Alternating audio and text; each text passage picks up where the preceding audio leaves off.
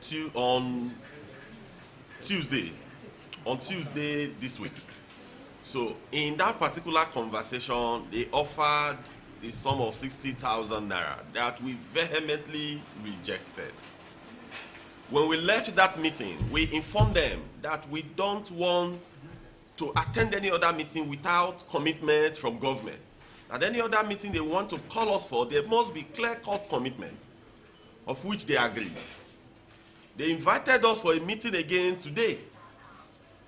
We deliberated on it, and we felt, okay, as patriotic Nigerians, that we should attend that meeting, thinking that they have the necessary commitments. We went to the meeting again today.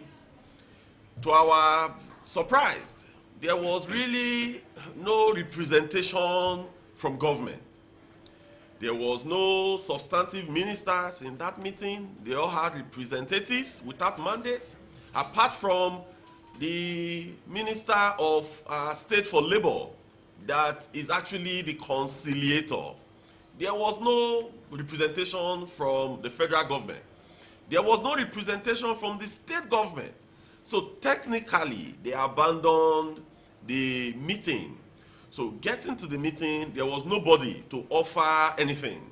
So they still remain adamant on the 60,000 naira. So we're now wondering, why did they invite us for the meeting? That we attended this meeting as patriots, as people that love Nigeria and love Nigerians as well.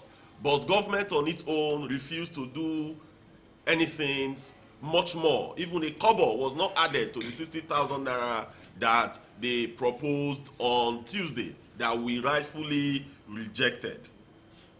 And gentlemen, you remember very well that, gentlemen of the press, you remember very well that we issued an ultimatum 1st of May 2024 during the May Day rally on 2 items. Number 1, the electricity tariff hike, as well as the minimum wage. For the electricity tariff hike, you remember clearly that on the 13th of May, we had a protest to NEROC and to some of the discos, registering our displeasure. You know that up till today, there is no word from the government. Even the Minister of Power never deemed it fit to even invite us for us to sit down and have that conversation, because our demand was that there should be a reversal from 225 naira per kilowatt down to where it was before, 66 naira per kilowatt. So, gentlemen of the press, we are calling on government to be much more responsive to the plight of the Nigerian workers. We are calling on them that the hardship that we are currently facing is as a result of the policies that were brought about by this government that we felt were not well thought out. And also, what has fed into this that we all know it's quite obvious: the removal of fuel subsidy, the flotation of naira, and the increment of electricity price hike. So, gentlemen of the press, if you could remember, we had a meeting, a National Executive Council meeting of the NLC as well as the TUC, where we were further charged that the leadership should take charge and will take all actions to call government to order at the end of the expiration of the ultimatum. Today is 31st of May 2024, and this night the ultimatum expires. So, gentlemen of the press, we are hereby declaring the commencement of a nationwide industrial action, a nationwide strike, effective from Monday, June 3rd, 2024. And this strike shall be indefinite.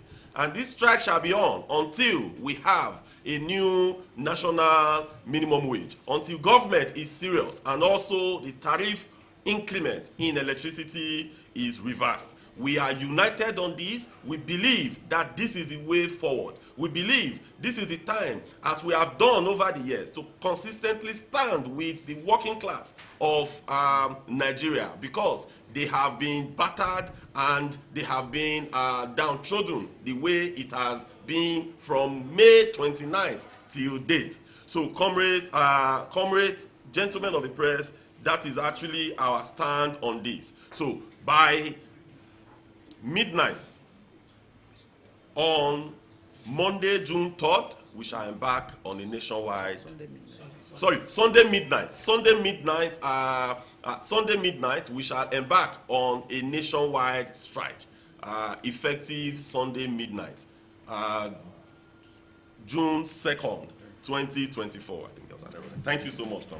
Thank you. National Executive Council of any labor center. It comprises all the states and all the unions. So that is the situation, and that's where we got this mandate. And you equally witnessed it that at the May Day, where all workers gathered nationwide, this pronouncement was made. In fact, it was a public one. So it's not like there were 2 or 3 people.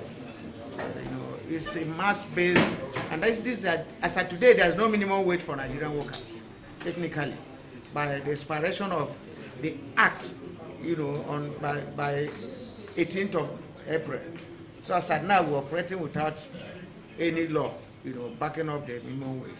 They were talking about 100% increase. That's what they have offered. But the 100% increase amounts to 1 loaf of bread per day for 30 days. That's what it amounts. They are not looking at the quality or the value of what they are offering to us. And those are the issues that we are looking at, and all of us must address, because it's tight, and there's nobody that can move on with this arrangement. And it is being done with inflation, devaluation, everything open. So if you take even the 600 we are proposing today, by next week, it will not make an impact. So we'll have to look at them holistically and see what we can do. Yes, and see what we can do, to save the working class in Nigeria. So far, of Japan, that had grown to the level of paying wages of workers while on strike. Looking at the global model, the COSATU, as big as they are, equally, the strike we are talking of is when it enters maybe 1 month plus, and the workers will not get their wages. You now start to talk of how to subsidize them to survive. But at that level, it's mostly done by unions, and it's good we understand this. NLC, TUC are being propelled by affiliates. Every union, even while this action is on, takes care of its members. But what you are saying, when we get to the river, we'll cross it. We'll make sure we sustain all the people involved, to the best of our ability. So that is, and we are not doing a strike that will be 1 month without bite. I don't know whether you understand. Yes, I'm following. I'm not sure where you have the labor centers in a country embarking on a strike for 1 month and you don't listen to them. So I think what we should be praying for the people who are suffering so much, and those are some of our people. That was why we were reluctant. That was why we were virtually, telling them, let's find a solution.